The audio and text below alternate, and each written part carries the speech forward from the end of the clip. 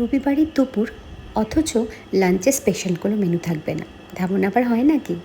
নমস্কার, আমি সঞ্চিতা। আমার নতুন একটি ভিডিওতে তোমাদের অনেক অনেক স্বাগত জানাই। আজকে যেহেতু রবিবার, তাই স্পেশাল কিছু বানাতেই হয়। তাই ভাবলাম আজকে ঝুট ঝামেলা না করে একদম সুন্দর মাটন আর পোলাও বানিয়ে ফেলি। সেটা শুনে তো আমার ছেলে বেজায় খুশি হয়ে গেল। তাই প্রথমেই আমি মাটনটাকে আগে ম্যারিনেট করে নিলাম। মাটনটা ভালো করে ধুয়ে পরিষ্কার করে তাতে একে একে পেঁয়াজ কুচি, আদা রসুন বাটা আর বেসিক কিছু মশলা দিয়ে দিলাম।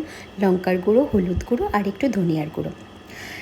এবার এখানে যেটা আমি দিই সেটা হচ্ছে 1 চামচ এই তেলে আমি রান্নাটা করব।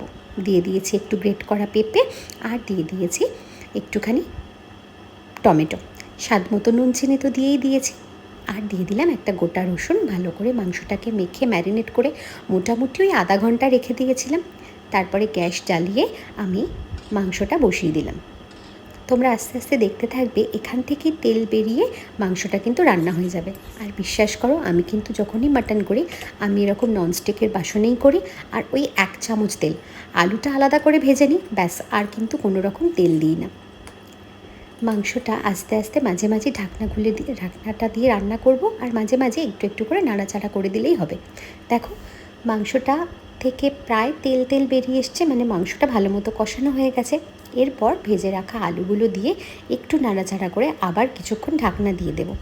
মাঝখানে আমি সামান্য একটু জল অ্যাড করেছিলাম, সেটার আর ভিডিওটা নেওয়া হয়নি।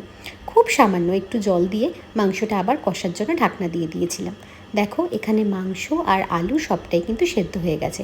আর আমি কিন্তু মাটন কখনোই প্রেশার কুকারে করি না, আমি কিন্তু এভাবে কড়াইতেই করি।